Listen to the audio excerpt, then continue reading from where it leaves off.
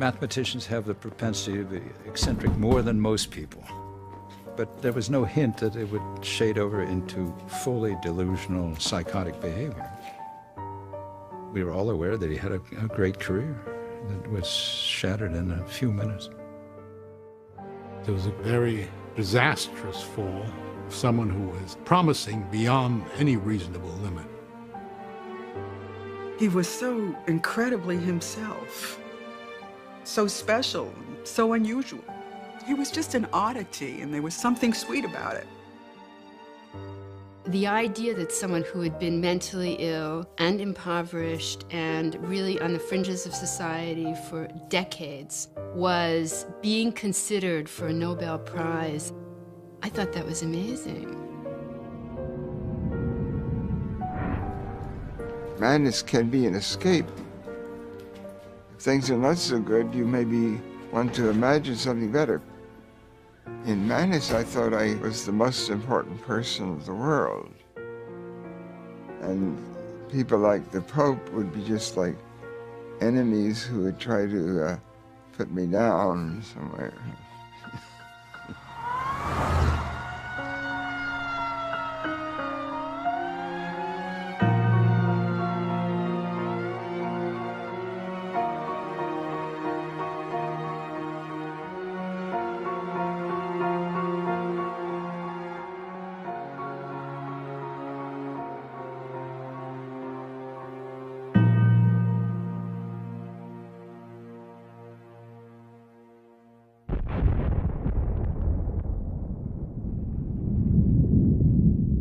In September 1949, the world learned that the Soviet Union had joined the United States as a nuclear power.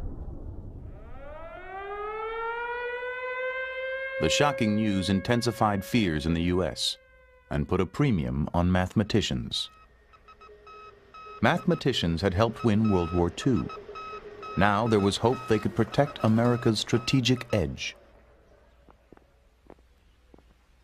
Princeton University boasted the most elite math department in the world. Each of its graduate students was hand-picked. That year, one stood out. A 20-year-old from West Virginia named John Forbes Nash.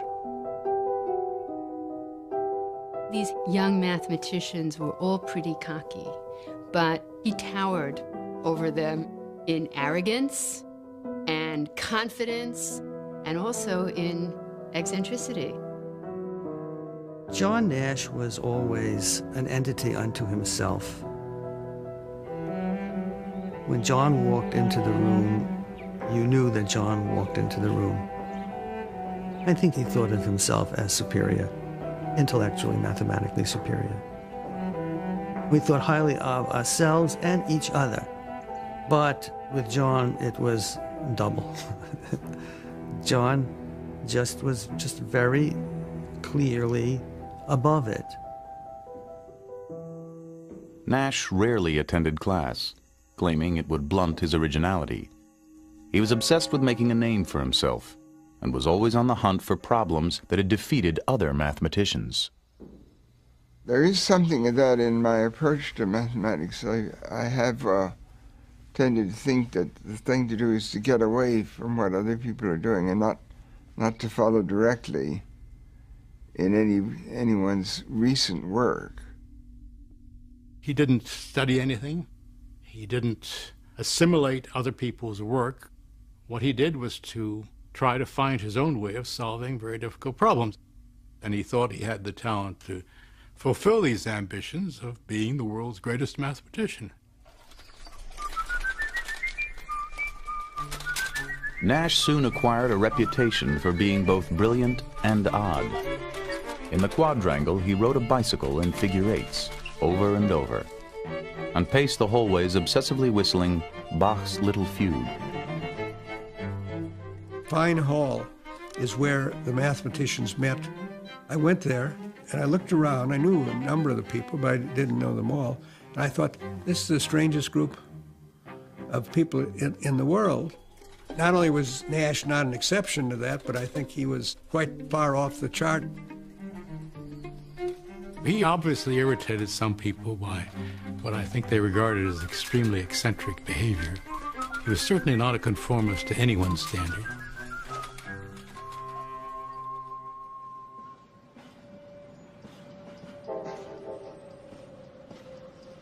Even as a boy growing up in Bluefield, West Virginia, deep in the Appalachian Mountains, John Nash stood out.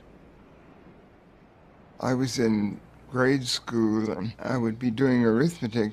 I found myself working with larger numbers than other students would be using that day. I would have several digits and they would have maybe 2 or 3 digits. One time, one of the teachers said he couldn't do the math. This was like 4th grade. And my mother laughed because it was obviously the point was he was doing it differently. I think my parents always knew that John was bright. His father, John Sr., was an electrical engineer. His mother, Virginia, a former teacher, tutored John at home and had him skip a grade in school. One time someone suggested that I was a prodigy. Another time it was suggested that I should be called Bug Brains because I had ideas that were sort of buggy or not perfectly sound. He took his share of abuse from certain groups, the brain working a little bit faster than anybody else's, so everybody else felt like they had to ridicule it a little bit.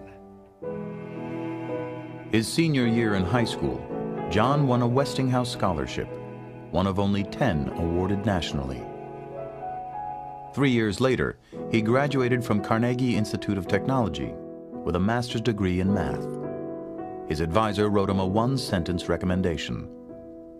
This man is a genius.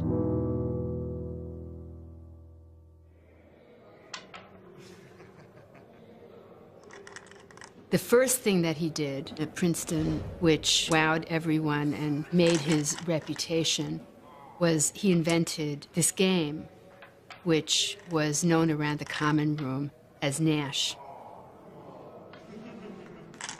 Nash's deceptively simple game of strategy swept the math department. Before long, he applied his interest in games to a new field of mathematics called game theory. Game theory attempted to explain the dynamics of human conflict by analyzing strategies used in games. Nash was interested in everything in mathematics, but what he was really interested in were the big problems. At that moment in time, game theory was the sexy, glamorous field. If you wanted to make a splash, it was a good place to be. Just a year after arriving at Princeton, he began work on an idea that challenged the conventional thinking in game theory. Classical game theory was basically 2 people playing against each other, 2-person game, in which if one person wins, the other person loses. Suppose you have many players. Game theory got into a phase that people couldn't really deal with it. They didn't know how to state the problem. If we could make a theoretical model that would answer questions of why do you bluff in poker? Why would you bet when you have a low hand? Why would you fail to bet if you have a high hand? If we could analyze things like that, then we could handle real-life problems in economics, in business, in politics. He had that vision. Nash's insight was another deceptively simple one. He proved that in every game there is a best strategy for each player, given the strategies chosen by the other players. He called it the equilibrium point. In the spring of 1950, Nash presented his elegant proof. He was only 21. Years later, what became known as the Nash equilibrium would revolutionize economics. But when it was first completed, nobody recognized its potential, not even Nash.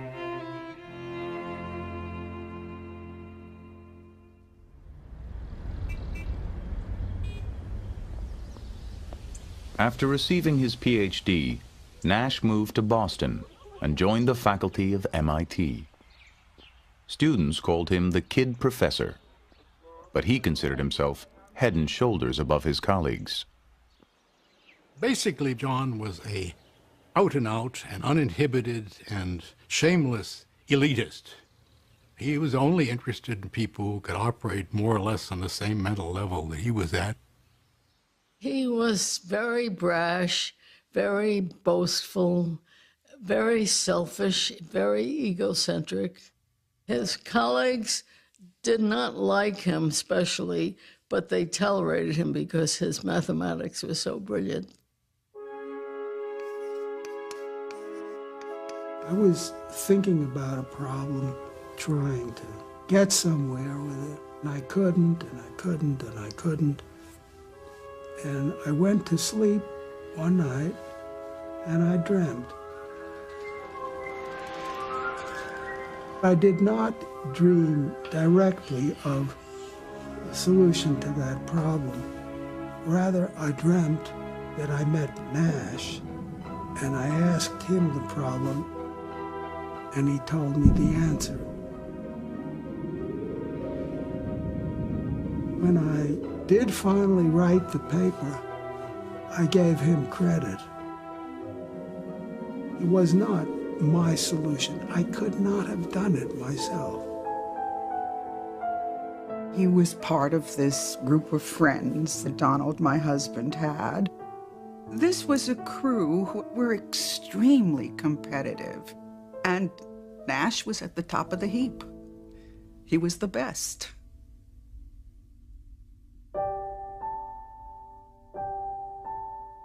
The following year, Nash began his first serious relationship.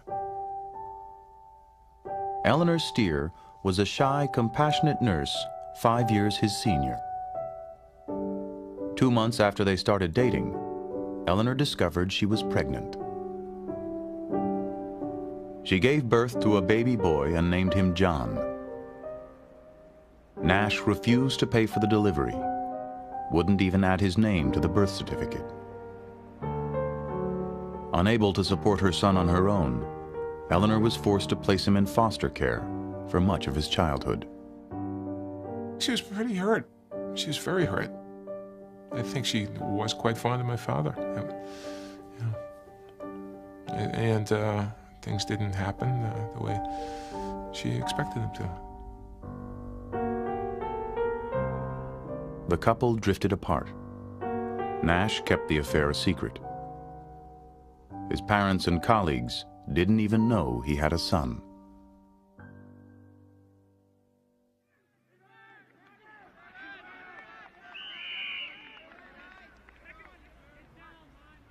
Not long after breaking up with Eleanor, Nash met Alicia Larday, a 21-year-old from El Salvador and one of his students.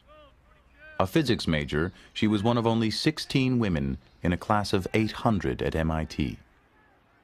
She was an extremely attractive girl and not American. And I somehow think that that was significant, that she was not your ordinary college girl, that she had also come from a very different place. At the time, he was a little bit like the fair-haired boy of the math department. He was, I think, considered very young for his position, and he was very nice looking, you know. When she was younger, she wanted to be another Madame Curie. John's ambition was one of the things that attracted Alicia to him. She had that desire, and she transferred it to him.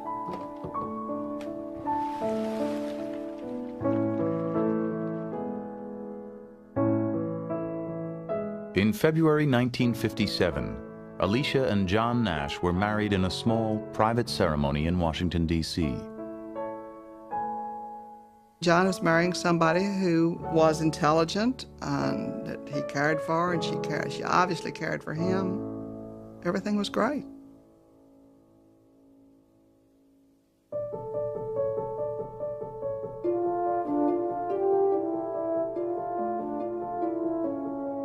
Since arriving at MIT, Nash had solved a series of imposing problems in mathematics, ranging from algebraic geometry to partial differential equations.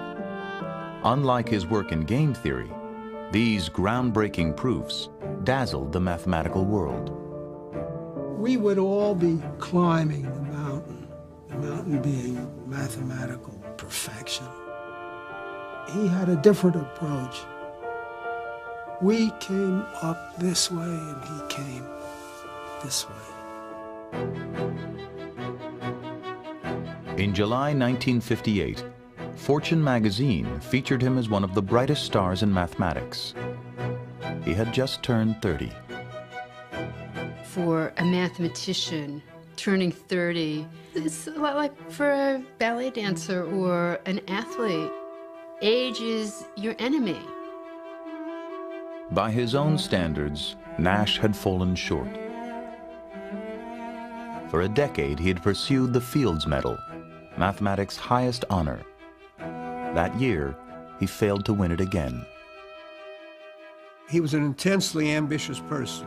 He was extremely competitive, and he was very bitter that he didn't get it. At the time, I had some recognition. I was making some progress professionally, but I wasn't really at the top. I didn't have top-level recognition.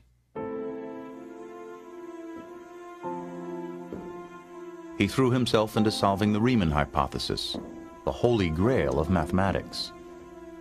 The work was mentally and physically exhausting, and ultimately proved futile. He began to worry that his best years were behind him. At the same time, he learned that Alicia was pregnant. A psychotic break is usually precipitated by some stressful experiences. Often these stressful experiences involve a demand that the person who becomes psychotic take on greater responsibility. Below his brash and confident surface, John Nash now hid another side of himself. One filled with anxiety, self-doubt, even fear. It would mark the beginning of a strange and tragic metamorphosis.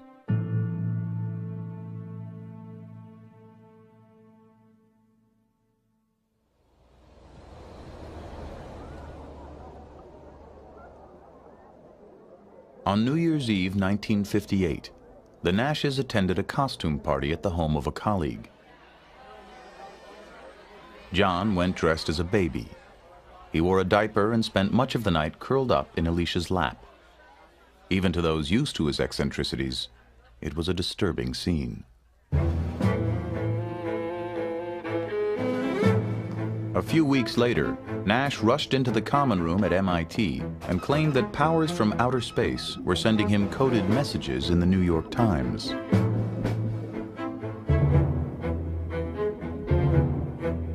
Another incident soon followed. He interrupted a lecture to announce that he was on the cover of Life magazine, disguised as Pope John XXIII. He knew this, he said, because 23 was his favorite prime number. Then he began noticing a curious pattern on the MIT campus. Men wearing red ties. He was sure they were members of a secret communist organization. When the University of Chicago offered him a prestigious position, Nash turned it down. He was already scheduled, he said, to become Emperor of Antarctica.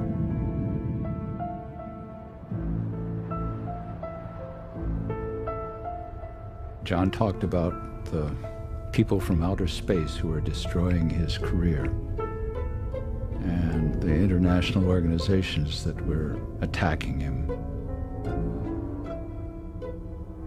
Somebody you've known for a long time, to hear this kind of news is very unsettling. Really, his personality seemed to change in a period of a week or so. It was very fast. I mean, you're seeing a mind disintegrate in front of you. I felt shocked The math department chairman thought Nash was having a nervous breakdown and relieved him of his teaching duties in February. Still, Nash continued to unravel. One night, he painted black spots all over the bedroom wall. Alicia tried to handle it herself, but at a certain point, it overwhelmed her. And when she turned to a psychiatrist, she was ultimately advised that he should be hospitalized.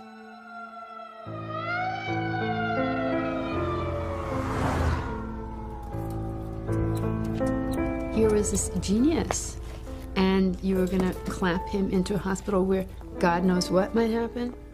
I think it was very tough. I didn't feel that I belonged locked up. I never went voluntarily.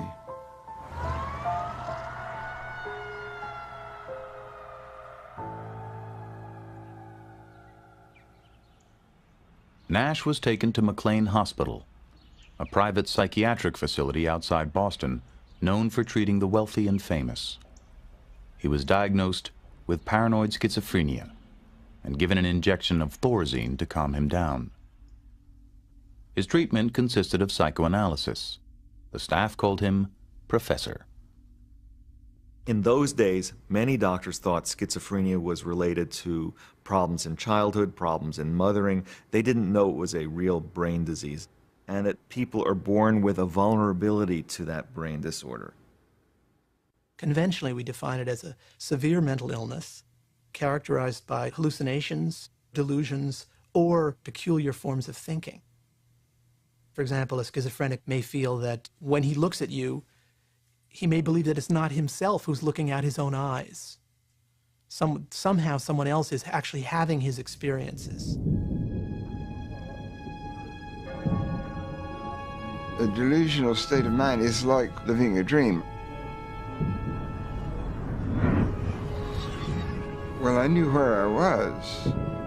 I was there in observation, but I was able to think that I was like a victim of a conspiracy.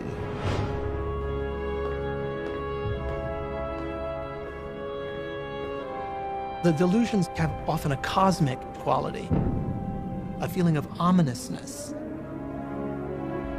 Everything that happens around you takes on a tremendous significance.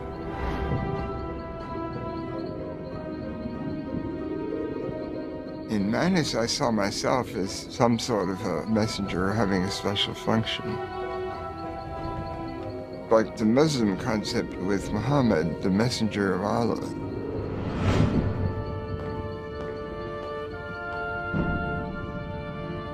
Someone who visited him in the hospital asked him, how could you, a mathematician, someone who's committed to rationality, how could you believe that aliens from outer space were communicating with you? Nash's response was, these ideas came to me the same way my mathematical ideas did, so I believe them.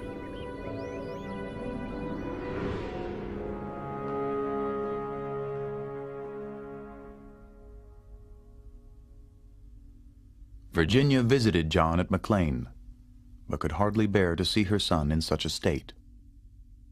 It broke her, I guess. It was devastating. You can imagine that every day she would wake up and she would go to bed and she would have this on her. Alicia urged his colleagues to visit, hoping their support would help John get back on his feet.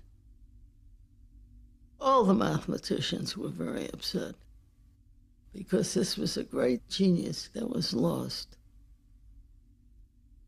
They said, Newman, they are not going to let me out until I'm normal. But that'll never be. I never was.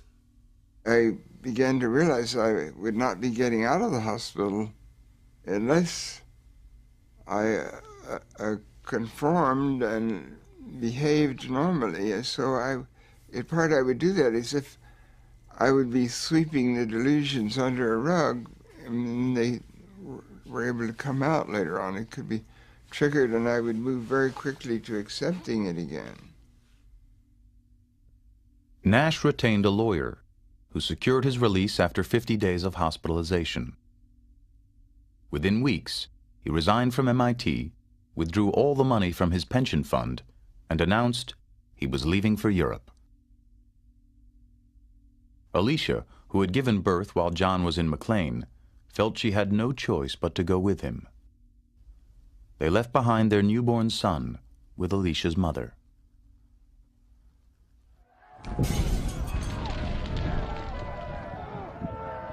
In July 1959, the Nashes arrived in Paris to find the city in turmoil. The streets reverberated with strikes, explosions, and mass demonstrations against the nuclear arms race. A week later, Nash suddenly took off on his own.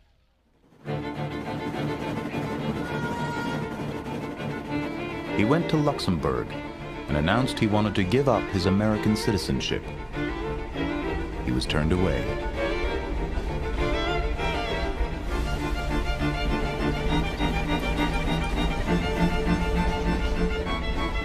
I got to Geneva and I thought of a way of being a refugee. They had a slogan, City of Refuge.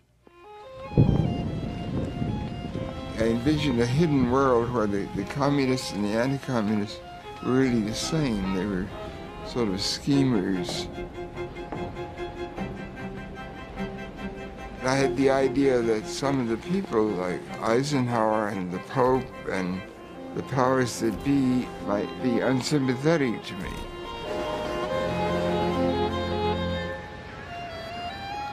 These thoughts on the surface are not rational, but there could be a situation where things were not what they might seem.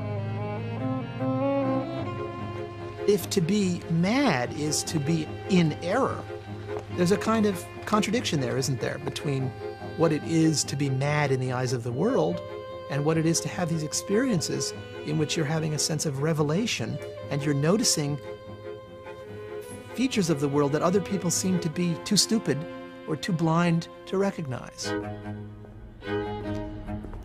Most of the time when he was trying to give up his citizenship, he was being followed around by the naval attaché who had his commission to get his passport back and give it to Alicia. And so he chased him around Europe. I went to the American embassy in Paris, and I asked for help. I said, I don't know what to do, you know, but I don't want him to get into trouble. Nash wandered Europe for 9 months before embassy officials arranged to have him deported. French police seized him and took him to the airport. Nash later claimed that he was sent back on a ship, in chains like a slave.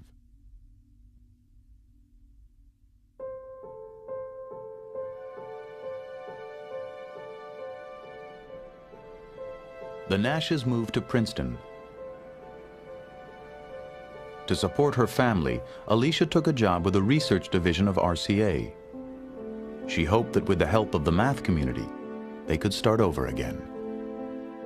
When John moved back to Princeton, we offered him work with no real heavy responsibilities, just to get him back into the society. And those efforts foundered when he refused to sign W-4 forms.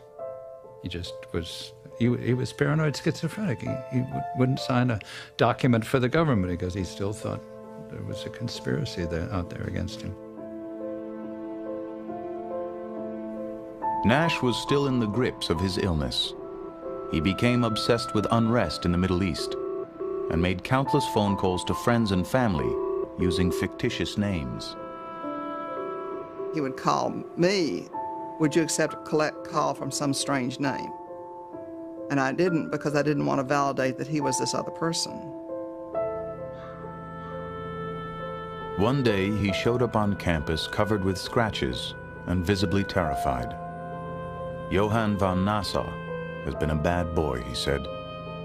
They're going to come and get me now.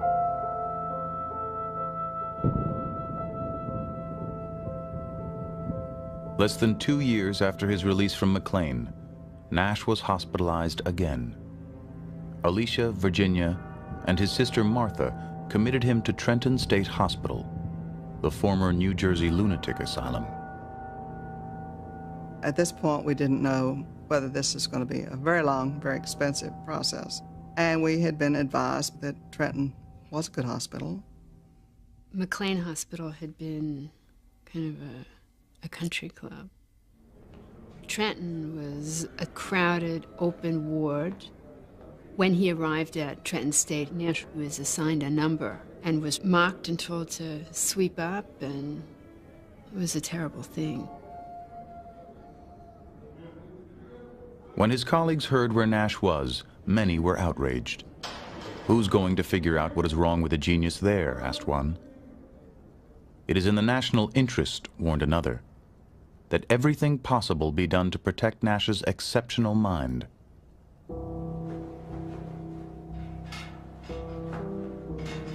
Trenton State was known for its aggressive treatments, including insulin coma therapy, which by 1961 had been phased out in all but a few hospitals. Insulin coma was developed under the mistaken notion that schizophrenia was caused by a metabolic problem, by the way the body regulates glucose. Insulin coma was one of the more popular and unfortunately one of the more notorious treatments in its day.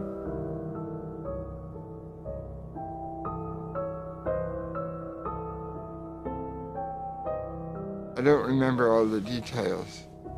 It's the sort of thing that, like if you go under anesthesia, you remember only the process up to the anesthesia.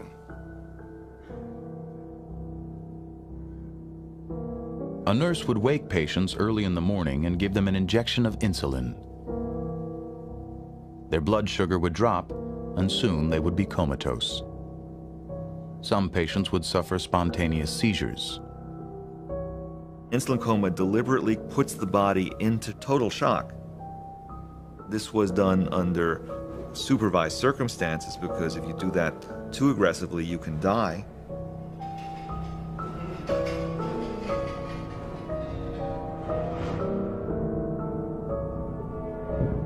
I remember some of the surrounding events.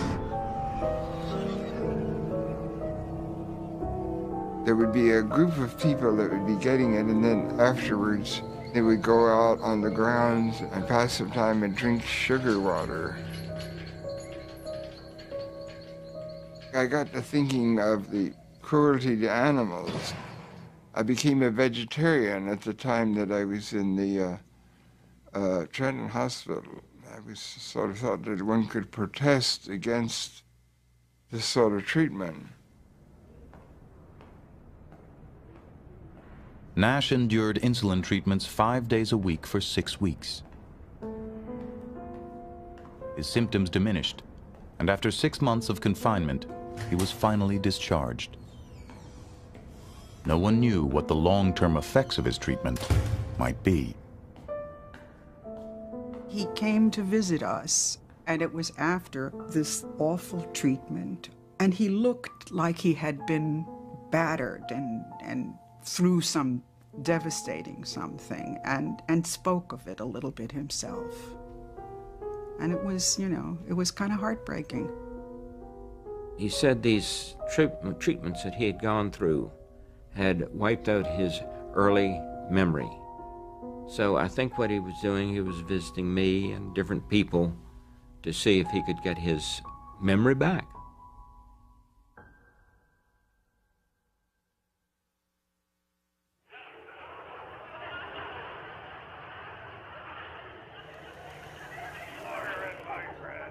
In 1961, Nash was 33 and unemployed.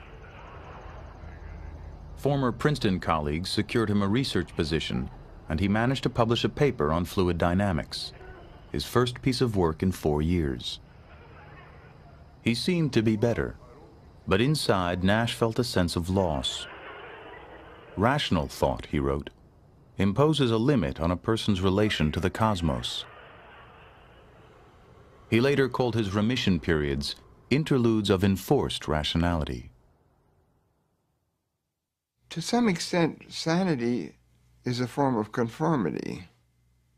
People are always selling the idea that people who have mental illness are suffering. But it's really not so simple. I think mental illness or madness can be an escape also. The following summer, he left for Europe alone, once again obsessed with asylum. Before long, friends and family began receiving letters and postcards.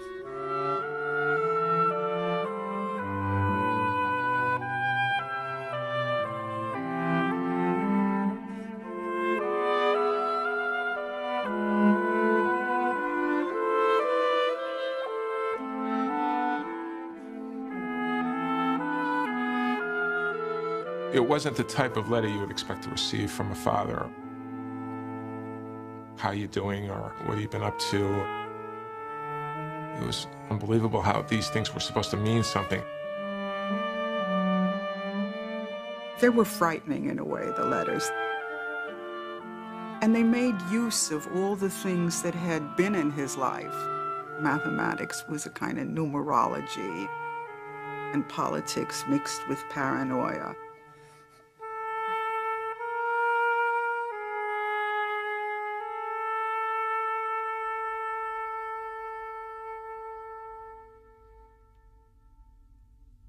Distraught after 3 years of turmoil, Alicia filed for divorce in December 1962. Her complaint charged that Nash resented her for committing him and had deserted her without support.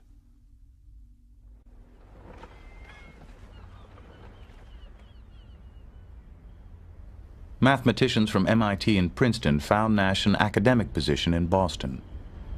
They got him an apartment and arranged for him to meet weekly with a psychiatrist who prescribed antipsychotic medication. Gradually, he seemed to improve. He was pretty sane, recalled a colleague. He was a much nicer person. The old ego stuff was gone. He began seeing Eleanor and their son John again. We had gotten into a pattern of going out every Saturday. I started to grow more fond of him as he was around more. And then he went, as quickly as he came, so. Less than a year after moving to Boston, Nash stopped taking his medication and his symptoms resurfaced. These medicines interfere with vitality, with drive, with thinking. So the price that many patients had to pay from being on these medicines was that they felt lifeless, like it takes away their soul. Well, he was afraid of anything that would alter the quality of his mind. And as anyone doesn't want to be forced to do something they don't want to do, or they don't choose to do. And John had always been very independent about what he chose to do. His delusions were now joined by a chorus of voices in his head.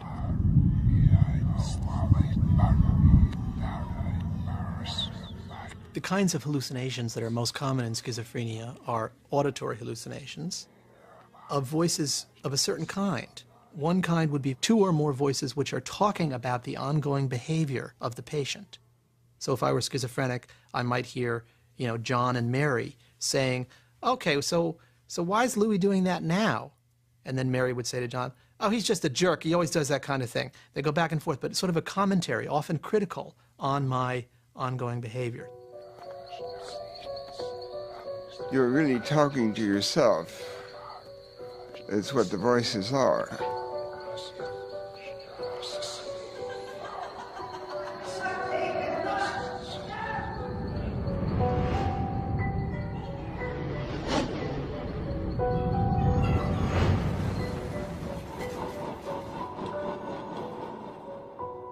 He said he understood that there was something that went on between people that was alien to him. He was sort of enclosed in a bubble, that he felt lonely.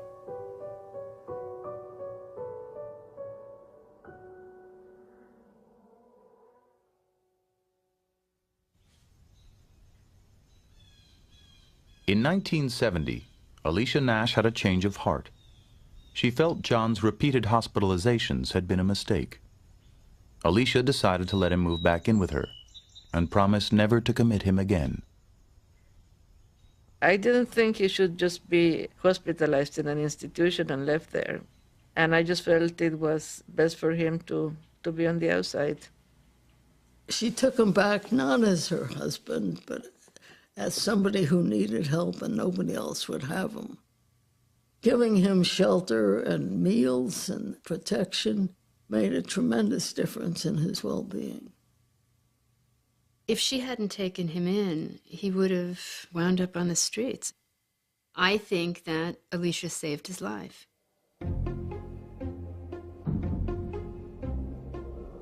Princeton students began noticing a strange sight on campus. Entire blackboards filled with minutely written formulas and secret codes. Rumors spread it was the work of a mysterious figure who wore red sneakers and kept to himself. They called him the Phantom. There were all kinds of myths about him.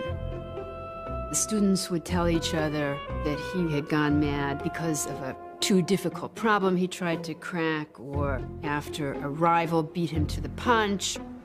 And students were aware that the powers that be were protecting him. From time to time, you would see in your office, under the door, sort of huge number of sheets that's been worked out the night before, computing the probabilities of certain coincidences, very detailed computations. He was into proving the existence of God. I felt that I might get a divine revelation by seeing a certain number. A great coincidence could be interpreted as something, a message from heaven. I did see him several times. He didn't recognize me. I didn't press the matter. I didn't have the sense I could have any contact with him. So I didn't try. Year after year, for more than a decade, the Phantom roamed the Princeton campus, unaware that the work he had done as a student had finally sparked a Nash equilibrium. There are not more than 10 ideas in the post-war period, which we could say are equivalent. It had a huge impact in economics. It made economics a much more useful subject. I knew it was good work, but you cannot know how much something will be appreciated in the future. You don't have that crystal ball. By the 1980s, economists expected that game theory would be recognized with the Nobel Prize. Year after year, it didn't happen. The committee in Stockholm could not conceivably dream of giving a Nobel Prize if they couldn't include John Nash as one of the deserving people. Members of the Nobel Committee worried that Nash was unstable and wouldn't be able to handle the pressures of the ceremony. Some even feared he might do something that would embarrass the Academy and tarnish the prize.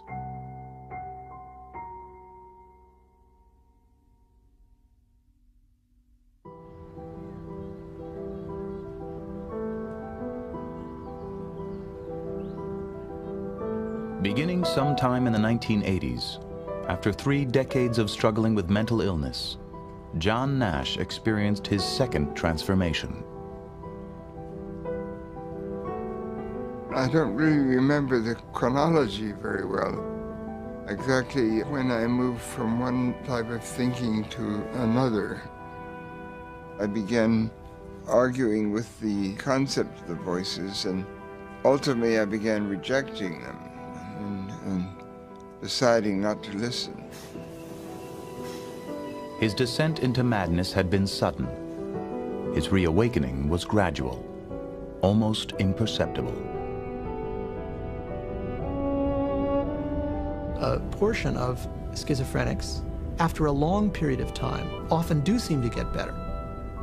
And how that occurs remains a mystery.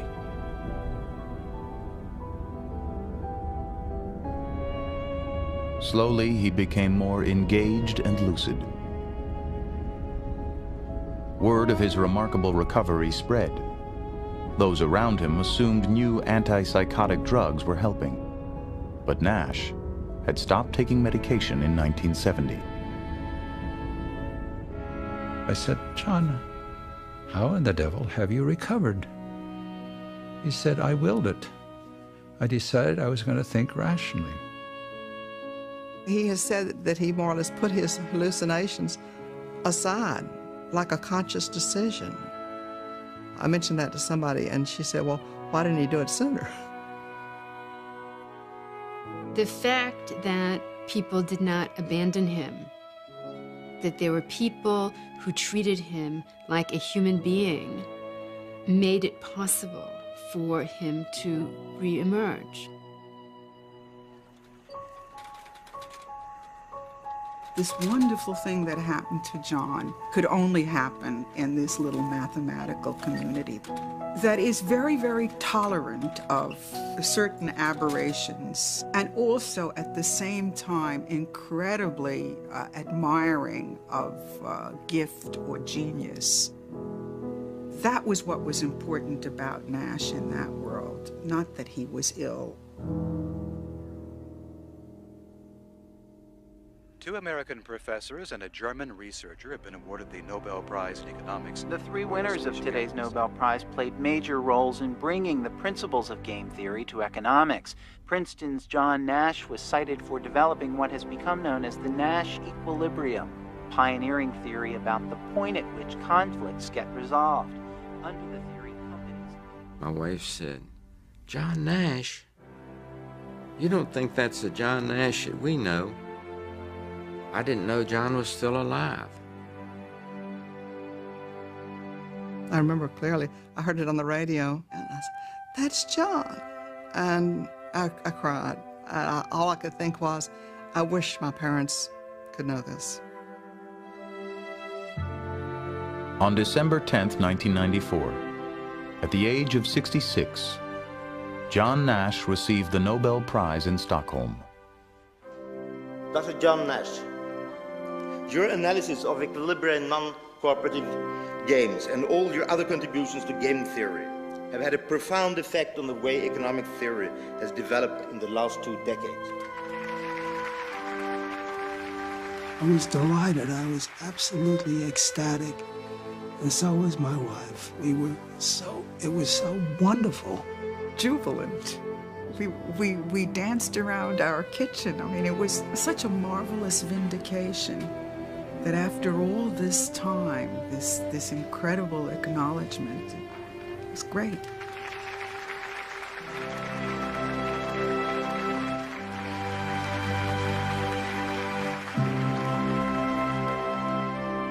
He shined very brightly as a young man. Then he had his illness and is now a very pleasant, accomplished gentleman. It feels right somehow.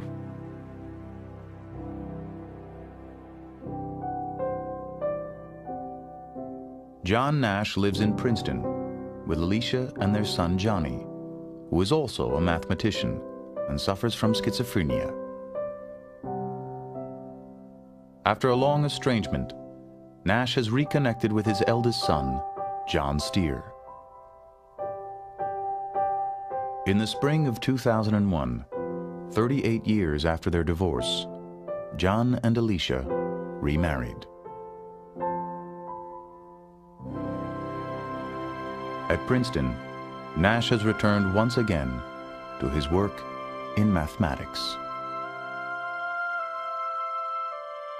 I think it teaches us that we have to appreciate the particular talents of people who may be very eccentric and look at things in very peculiar ways. Those are often the people who will really have the most stunning insights. Here was someone who had been lost. I think that's the inspiration, that people can triumph over this disease. I think it's incredibly inspiring.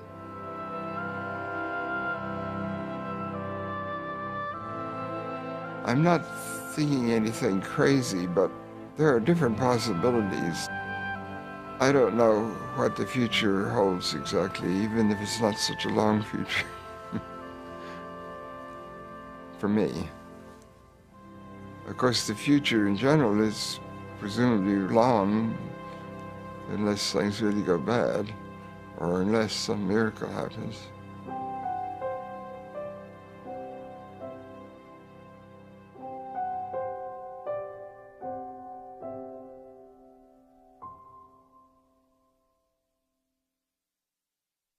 There's more about John Nash at American Experience Online.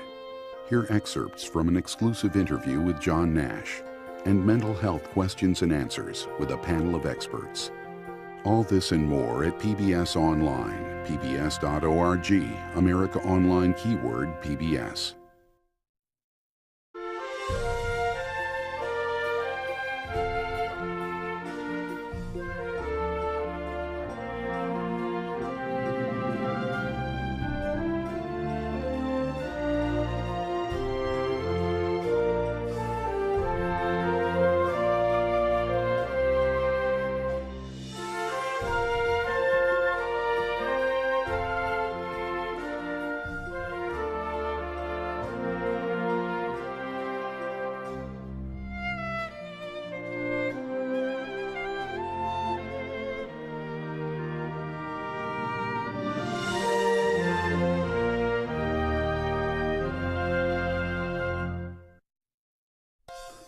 American Experience is made possible by the Alfred P. Sloan Foundation to enhance public understanding of the role of technology. The foundation also seeks to portray the lives of the men and women engaged in scientific and technological pursuit. Liberty Mutual Insurance is a proud supporter of the American Experience. And by helping people live safer, more secure lives, we're also proud supporters of the American Dream. At the Scotts Company, we help make gardens more beautiful, lawns greener, trees taller. If there's a better business to be in, please let us know. And by the Corporation for Public Broadcasting and contributions to your PBS station from viewers like a former teacher tutored John at home and had him skip a grade in school. One time someone suggested that I was a prodigy. Another time it was suggested that I should be called Bug Brains because I had ideas that were sort of buggy or not perfectly sound. He took his share of abuse from certain groups, the brain working a little bit faster than anybody else's, so everybody else felt like they had to ridicule it a little bit. His senior year in high school, John won a Westinghouse Scholarship, one of only 10 awarded nationally. 3 years later, he graduated from Carnegie Institute of Technology with a master's degree in math. His advisor wrote him a one-sentence recommendation. This man is a genius.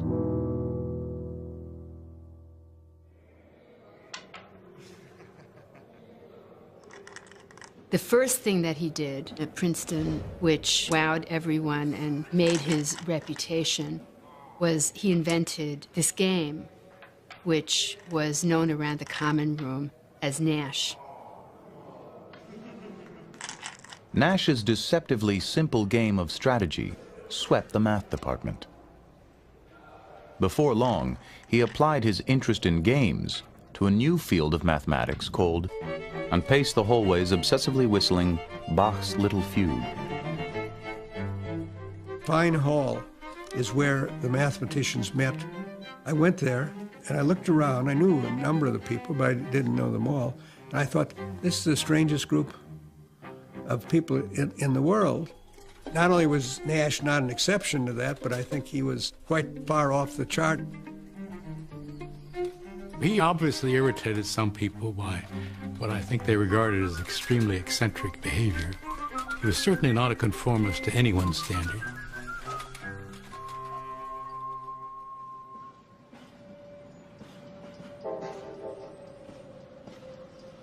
Even as a boy growing up in Bluefield, West Virginia, deep in the Appalachian Mountains, John Nash stood out. I was in grade school and I would be doing arithmetic.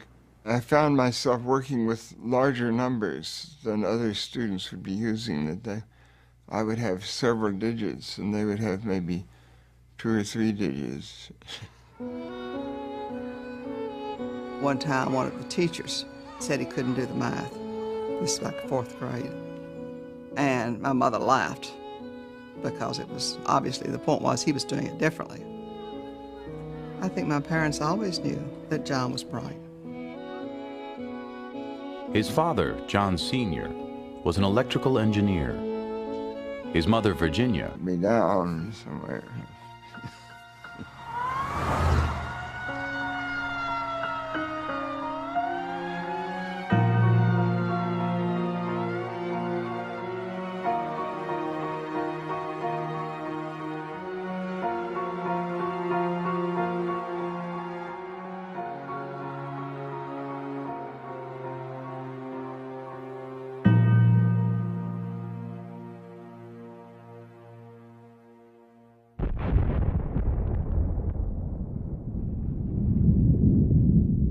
In September 1949, the world learned that the Soviet Union had joined the United States as a nuclear power. The shocking news intensified fears in the U.S. and put a premium on mathematicians. Mathematicians had helped win World War II. Now there was hope they could protect America's strategic edge. Princeton University boasted the most elite math department in the world. Each of its graduate students was hand-picked. That year, one stood out. A 20-year-old from West Virginia named John Forbes Nash. These young mathematicians were all pretty cocky, but he towered over them in arrogance and confidence and also in eccentricity. John Nash was always an entity unto himself. When John walked into the room, you knew that John walked into the room. I think he thought of himself as superior, intellectually, mathematically superior. We thought highly of ourselves and each other, but with John, it was double. John was just very clearly above it. Nash rarely attended class, claiming it would blunt his originality. He was obsessed with making a name for himself and was always on the hunt for problems that had defeated other mathematicians. There is something of that in my approach to mathematics. I have tended to think that the thing to do is to get away from what other people are doing and not to follow directly in anyone's recent work. He didn't study anything. He didn't assimilate other people's work. What he did was to try to find his own way of solving very difficult problems.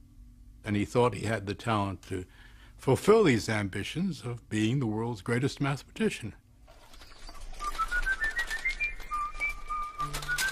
Nash soon acquired a reputation for being both brilliant and odd. In the quadrangle, he rode a bicycle in figure eights, over and over.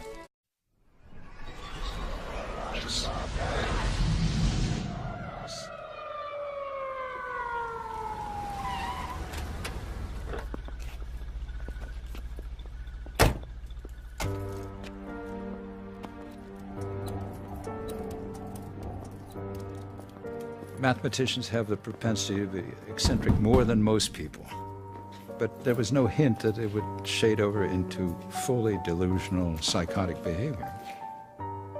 We were all aware that he had a great career that was shattered in a few minutes.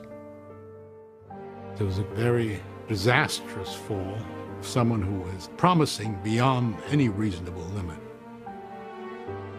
He was so incredibly himself, so special, so unusual. He was just an oddity, and there was something sweet about it. The idea that someone who had been mentally ill and impoverished and really on the fringes of society for decades was being considered for a Nobel Prize, I thought that was amazing. Madness can be an escape. If things are not so good, you maybe want to imagine something better. In madness, I thought I was the most important person in the world. And people like the Pope would be just like enemies who would try to